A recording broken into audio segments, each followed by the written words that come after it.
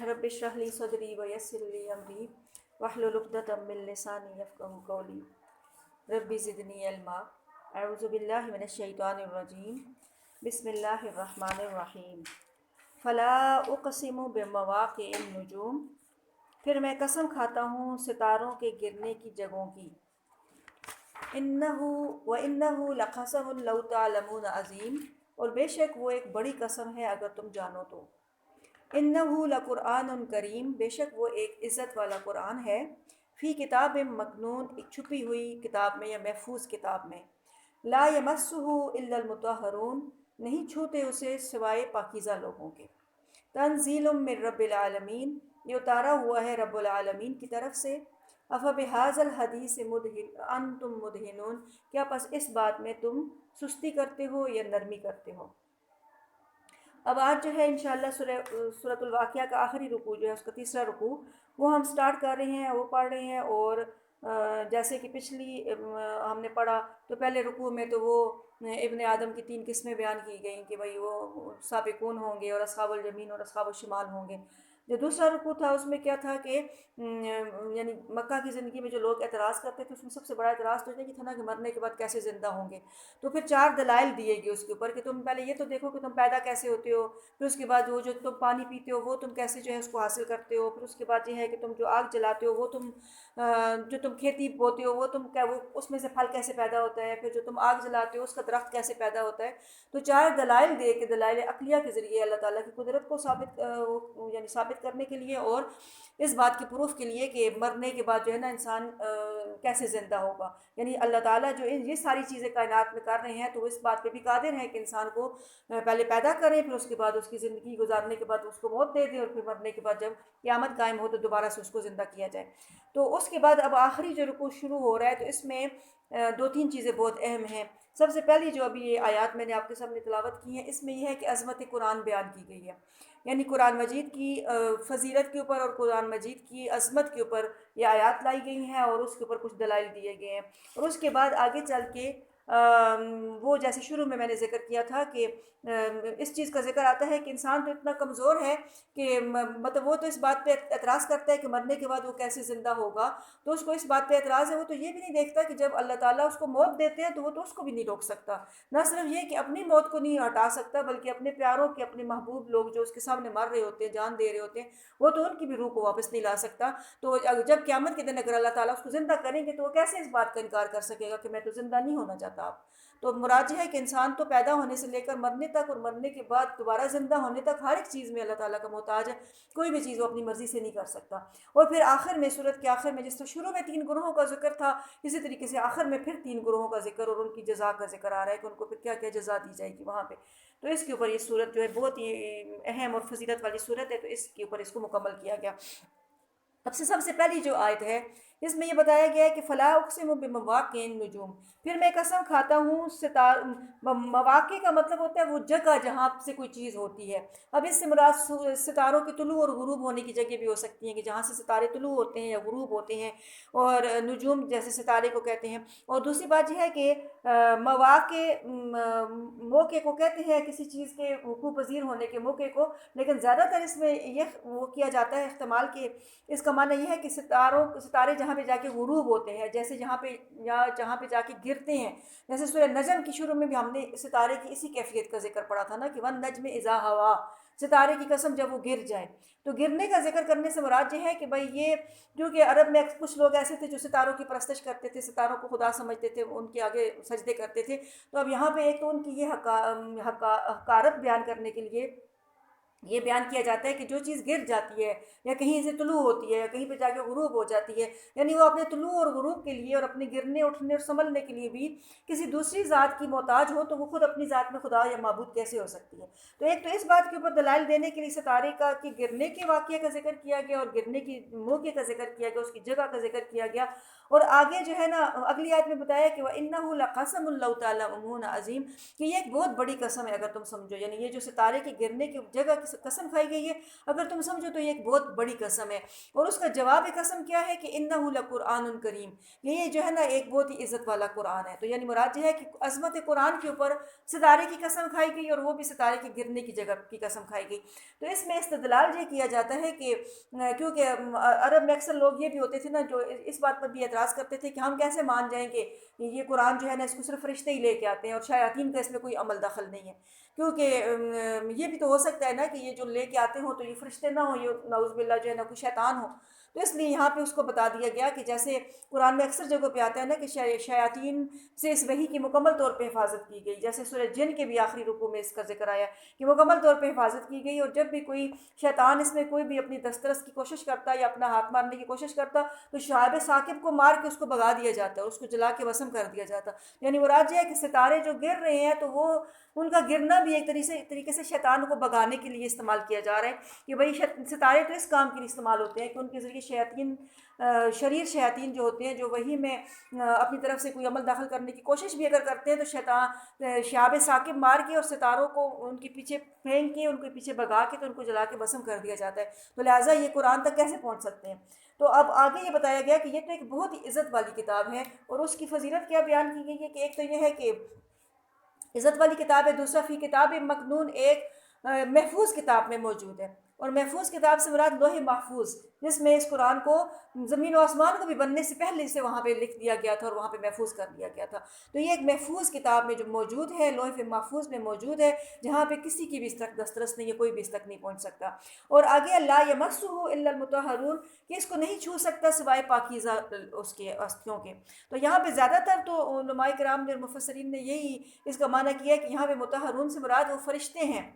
جو کہ جن کی دسترس صرف اس قرآن کے نسخوں تک اور لوح محفوظ میں جہاں پہ وہ موجود ہے وہاں تک ہو سکتی ہے، کوئی اور بندہ وہاں پہ نہیں جا سکتا۔ یعنی شیاطین کی نفی کی گئی نا کہ شیاطین کی تو اپروچ ہی نہیں ہے کہ وہ قرآن تک پہنچ سکے یا اس میں کوئی تبدیلی کر سکے، اس تک تو پہنچ ہی نہیں سکتے، کیونکہ شیاطین تو اکثر نجس ہوتے ہیں، ناپاک ہوتے ہیں، پلید ہوتے ہیں، اور فرشتے اس کے مقابلے میں جو ہے پاک اور یعنی پاک صاف صفات کے حامل ہوتے ہیں۔ تو فرمایا کہ اس کو تو صرف پاکیزہ ہستیاں ہی چھو سکتی ہیں، کوئی کسی بھی شیطان کا اس تک عمل دخل ہی نہیں ہے۔ اور دوسرا پھر اس سے یہ بھی، اگرچہ اس میں یہ بات نہیں بیان کی گئی لیکن علماء کرام نے اس سے یہ مسئلہ بھی نکالا ہے کہ اس سے یہ مطلب بھی نکلتا ہے کہ قرآن کو صرف پاکیزہ لوگ ہی ہاتھ لگائیں، کوئی اس کو ناپاک لوگ اس کو نہ چھوئیں، یعنی جیسے بے وضو ہونا یا اور ناپاکی کی حالت ہونا، تو اس میں جو ہے نا آپ قرآن کو ٹچ نہیں کر سکتے، چھو نہیں سکتے، آپ صرف جو ہے نا وضو کر کے وضو کی حالت میں ہی اس کو ہاتھ لگا سکتے ہیں، اس کو چھو سکتے ہیں، کیونکہ یہ اس کی جو اس کی مطلب اتنی بڑی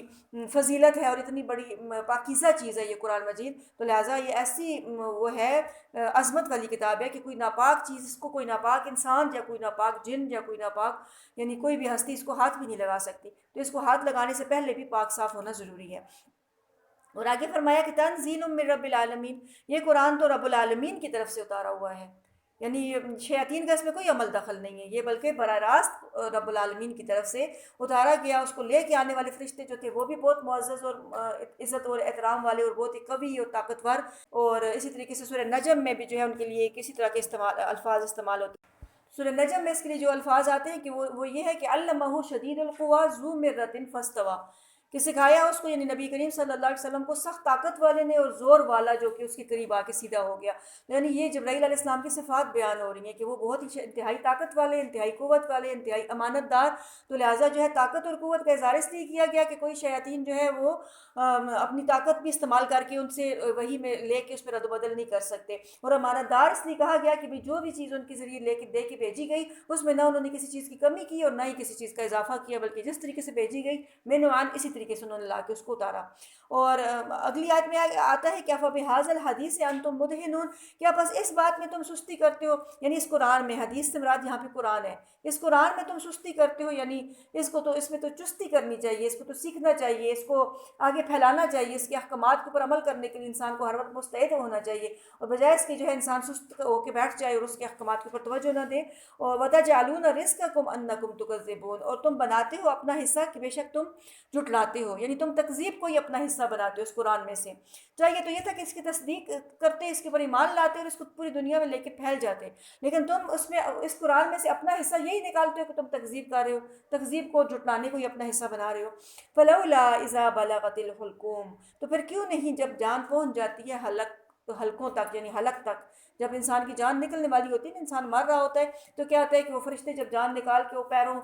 روایات میں آتا ہے کہ سب سے پہلے پیروں کے انگوٹھوں سے نکلنی شروع ہوتی ہے، پھر پنڈلیوں میں آ کے پھنس گئی، پھر اس کے بعد آئی تو حلق میں آ کے پھنس گئی. تو وہ اس وقت کا ذکر آ رہا ہے کہ جب بالکل انسان کی جان نکلنے والی ہے اور وہ جان جو ہے پورا جسم ڈیڈ ہو چکا ہے، صرف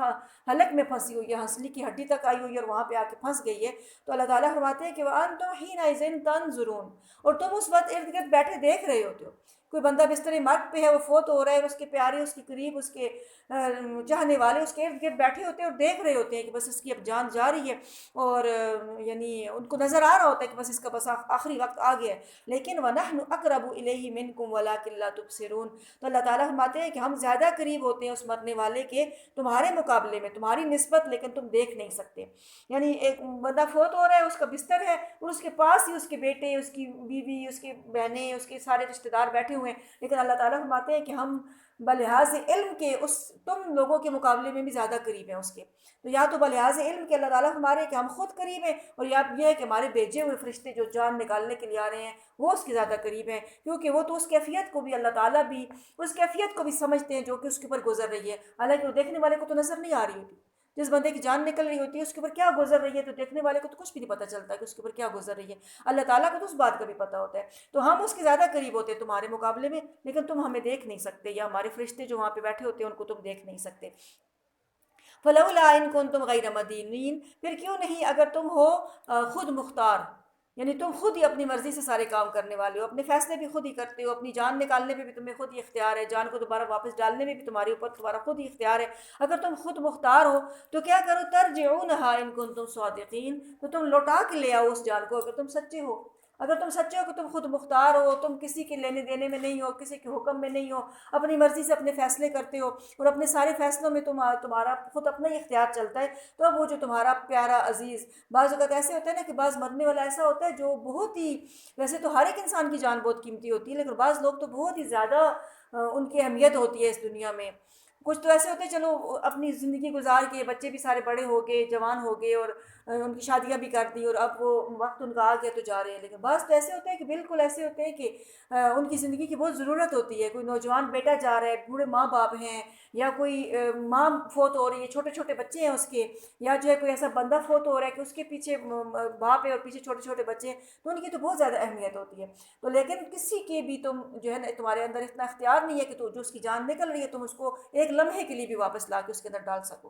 تو فرمایا کہ اگر تم یہ سمجھتے ہو کہ تم خود مختار ہو، اپنے سارے فیصلے خود کر سکتے ہو، تو اس جان کو لوٹا کے لے آؤ اگر تم سچے ہو. فَأَمَّا إِن كَانَ مِنَ الْمُقَرَّبِينَ، تو یہ 3-4 آیتوں میں وہ جان نکلنے کا جو منظر تھا وہ بیان کیا گیا. اب اس کے بعد جو ہے کہ جو بھی مرے گا اس دنیا سے جائے گا تو وہ ان 3 حالتوں میں سے کسی حالت سے خالی نہیں ہوگا، وہ ان 3 گروپس میں سے کسی ایک گروپ میں ضرور ہوگا. تو اب آگے ان گروپس کے الگ الگ انجام کار کا ذکر کیا گیا کہ اگر فَأَمَّا إِن كَانَ مِنَ الْمُقَرَّبِينَ، کہ اگر تو مقربین میں سے ہے. وہی مقربین کون سے ہیں؟ وہی سابقین اور سابقون، کہ وہی جو آگے بڑھنے والے ہیں. مقرب کا مطلب ہوتا ہے اللہ کے بہت قریب، اور سابقون کا مطلب ہوتا ہے ہر چیز میں بہت سبقت لے جانے والے. تو اللہ کے قریب وہی ہوں گے نا جو ہر کام کو سبقت سے کریں گے اور بہت جلدی جلدی کریں گے، اور اللہ کی خوشنودی میں ہمیشہ دوسروں سے آگے بڑھنے کی کوشش کریں گے. تو اگر وہ مقربین میں سے ہے،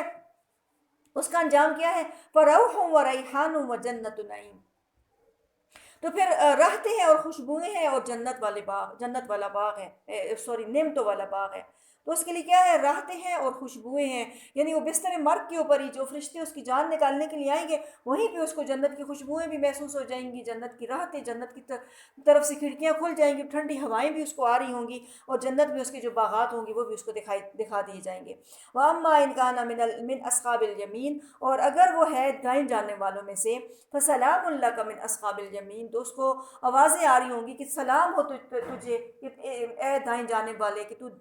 دائیں جانے والوں میں سے ہے. اور یعنی دائیں جانے والے بھی کیا ہیں؟ وہی جنت والے ہیں. اور یہ وہی چیز ہے جو ہم نے اما پارے میں سورہ فجر میں کیا پڑھی تھی کہ یا ایتھا النفس المطمئنہ ارجعی الی ربک راضیۃ مرضیہ فادخلی فی عبادی وادخلی جنتی، کہ ان کو آوازیں آ رہی ہوں گی کہ نفس مطمئنہ، اور یہ اس کے مستحق زیادہ تر جو ہے مقربین کا گروہ جو ہے نا وہ بھی ہے، اور اصحاب الجمین بھی ہو سکتا ہے کہ اس میں ہوں۔ تو فرمایا کہ ان کو آوازیں آ رہی ہوں گی کہ نفس مطمئنہ ارجعی الی ربک راضیۃ مرضیہ، کہ تو لوٹ جا اپنے رب کی طرف کہ راضی ہونے والی اور پسند کی گئی، کہ تیرا رب تجھ سے راضی ہے اور اس نے بھی تجھے پسند کر لیا ہے۔ اور پھر کیا کر کہ فدخلی فی عبادی، میرے بندوں میں داخل ہو جا، ودخلی جنتی، اور میری جنت میں داخل ہو جا۔ تو اب یہی بات ہے کہ وہ یہی سلام ہے، سلام کی آوازیں، اور پھر اس طرح کی کلمات اور اس طرح کی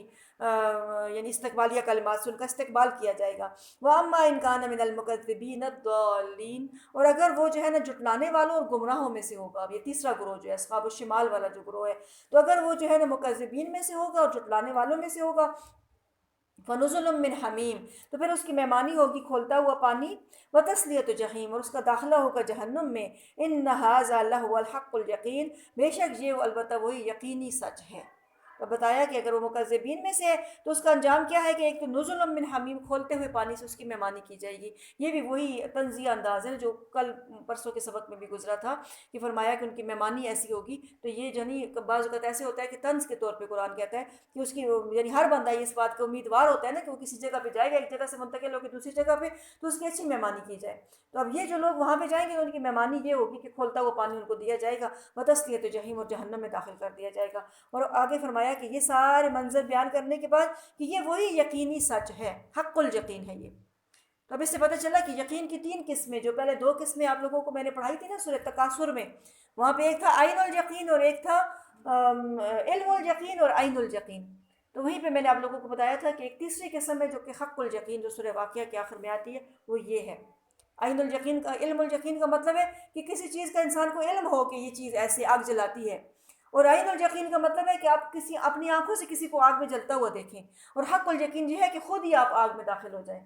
تو یعنی اس وقت پھر آپ کو خود محسوس ہو جائے گا کہ ہاں واقعی اس طرح آگ جلاتی ہے۔ تو فرمایا یہ سارے مناظر بیان کرنے کے بعد فرمایا کہ یہ جو باتیں بیان کی جا رہی ہیں یہ یقینی سچی باتیں، ان میں کسی قسم کی شک و شبے کی کوئی گنجائش نہیں، اور یہ ضرور ہو کر رہے گا۔ اور پھر آخر میں حکم دیا گیا کہ فسبح بسم ربک العظیم، نبی کریم صلی اللہ علیہ وسلم کو حکم دیا گیا کہ آپ اپنے عظمت والے رب کے نام کی تسبیح بیان کریں۔ اس سے پتہ چلتا ہے کہ تسبیح ایسا کلمہ ہے جو کہ اللہ تعالیٰ کو بہت پسند ہے، جیسے حدیث شریف میں آتا ہے نا کہ دو کلمے ایسے ہیں کہ جو زبان پہ تو بہت ہلکے ہیں لیکن میزان میں بہت بھاری ہیں، اور جب کوئی بندہ ان کو اپنی زبان سے ادا کرتا ہے تو زمین و آسمان کے درمیان جو فضا ہے وہ ساری بھر جاتی ہے ان کلموں سے، اور وہ کلمے کیا ہے؟ سبحان اللہ و بحمدہ سبحان اللہ العظیم۔ تو یہ کیا ہے؟ یہ اللہ کی تسبیح ہے اور اللہ کی حمد ہے۔ تو آخر میں فرمایا کہ آپ اللہ کی تسبیح بیان کریں، فسبح بسم ربک العظیم۔ تو پھر اس کے اوپر جیسے کہ حدیث شریف میں بھی آتا ہے کہ جب نبی صلی اللہ علیہ وسلم کسی بھی ایسی آیت کے پاس سے گزرتے تھے تو اس کے مطابق جو ہے نا اس کو رسپانس کرتے تھے، تو اب اس کا رسپانس یہی بنتا ہے سبحان ربی العظیم،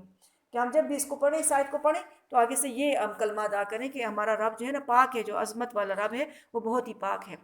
تو اب اس کے ساتھ ہی جو ہے نا یہ صورت بھی مکمل ہو گئی، اور اس صورت میں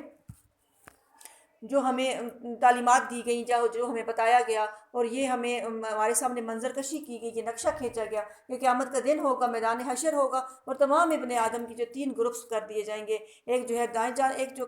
سابقون ہوں گے، دوسرا دائیں جانے والے ہوں گے، اور تیسرا بائیں جانے والے ہوں گے۔ اور پھر آخر میں عظمت قرآن کے بعد جو ہے انسان کی بے بسی اور اس کا حقارت کا ذکر ہے کہ وہ تو اتنا بے بس ہے کہ اپنے فیصلے نہ اپنی موت کا فیصلہ خود کر سکتا ہے، نہ اپنی زندگی کا فیصلہ خود کر سکتا ہے، تو مرنے کے بعد دوبارہ اٹھنے کا فیصلہ یہ خود کیسے کر سکتا ہے؟ وہ فیصلہ بھی اسی ہستی نے کرنا ہے جس نے اسے پیدا کیا، اور اسی ہستی نے کرنا ہے جس نے نہ چاہتے ہوئے بھی اس کو اس دنیا سے لے گیا، تو اسی طریقے سے اس دن بھی نہ چاہتے ہوئے بھی اس کو دوبارہ اٹھنا پڑے گا۔